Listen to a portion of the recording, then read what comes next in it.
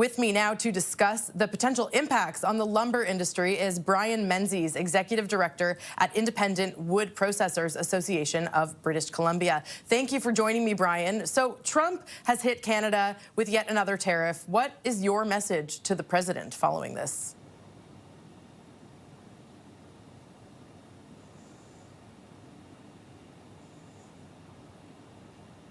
Sorry about that. We're at a place now where we're at a tipping point, and nothing is going to be said across the border any longer. I think the difficulty is the decisions on whether to keep operating is going to be made much quicker now, and people will have to, in Canada, will have to consider whether or not they'll keep people employed or not. These are very, very difficult times, but another story about this is we had an American customer come up here who buys our cedar wood products, and his company is based on that, and was devastated. He says that his company in the United States is going to shut down now. So, this is, like I say, we're at a tipping point.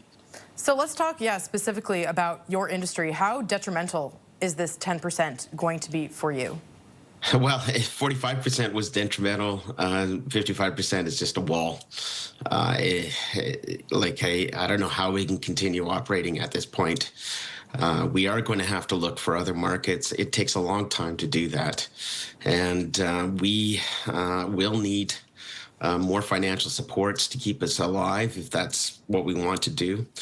I think it's very important that we remind ourselves that in Canada, softwood lumber is part of the whole package of trade with the United States. Should be involved with overall discussions with the United States, but this is really devastating. Okay, and speaking of that financial support, what steps would you like to see from the federal government at this point?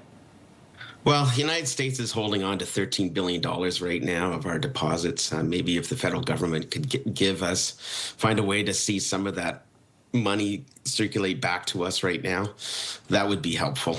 And knowing that down the road they'll eventually get that money returned to them, but those deposits are just sitting there, and we should have a bit of that to help with our liquidity right now to keep operating.